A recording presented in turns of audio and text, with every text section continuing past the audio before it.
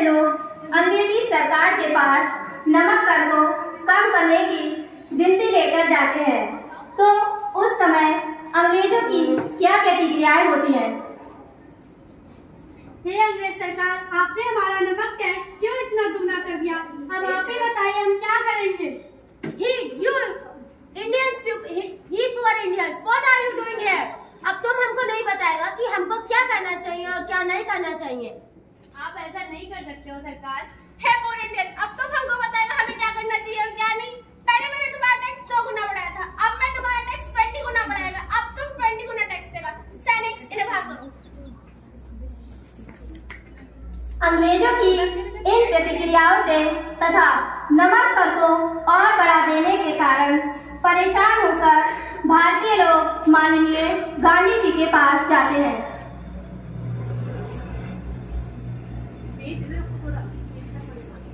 प्रणाम बापू।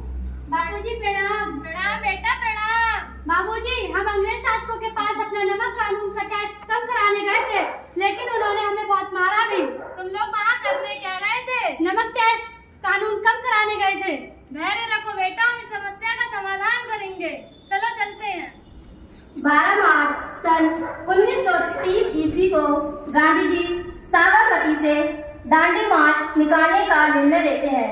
जैसे जैसे गांधी जी दांडी यात्रा में आगे बढ़ते गए, वैसे वैसे भारत की जनता इस यात्रा में माननीय गांधी जी के साथ आगे बढ़ती गई।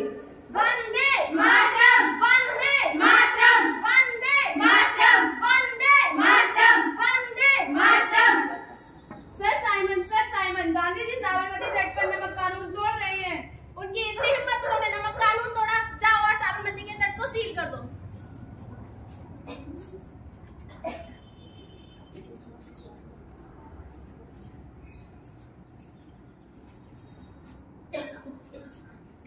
इतने सारे अंग्रेज सैनिक। अरे ये तो जरासी हैं, इनको तो जरासी देर में उधेड़ के रख दूंगा। धैर्य करो बेटा, धैर्य करो। हम ये लड़ाई हिंसा से नहीं, अहिंसा से करेंगे।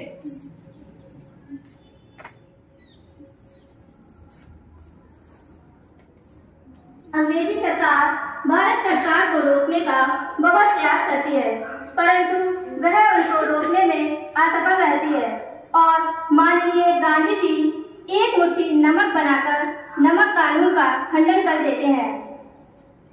नमक कानून तोड़ने के बाद अंग्रेजी सरकार की क्या प्रतिक्रियाएं होती हैं? सर साइमन, गांधी जी ने नमक कानून तोड़ दिया है। उनकी इतनी हिम्मत, मैं उन्हें इतनी जल्दी अपने खिलाफ नहीं जाने दूंगा। अब मैं डिवाइड एंड रूल लगाऊंगा।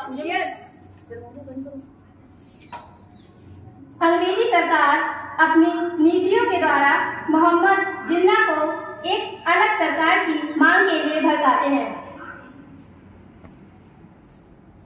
जिन्ना, हमारी बात सुनो।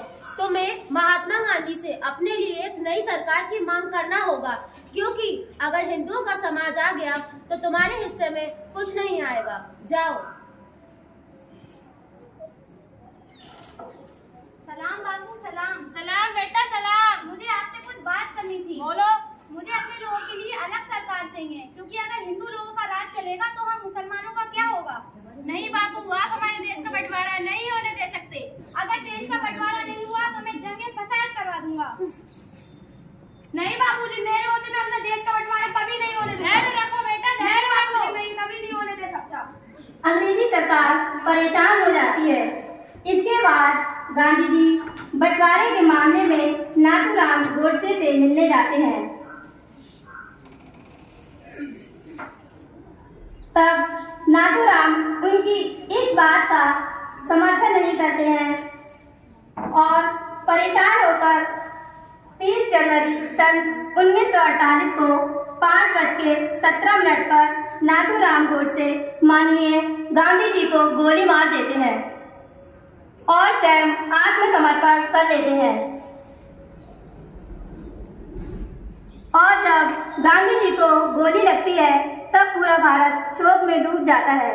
गांधी जी नहीं रहे, लेकिन उनके सिद्धांत आज भी जिंदा है। जय भारत, जय हिंद।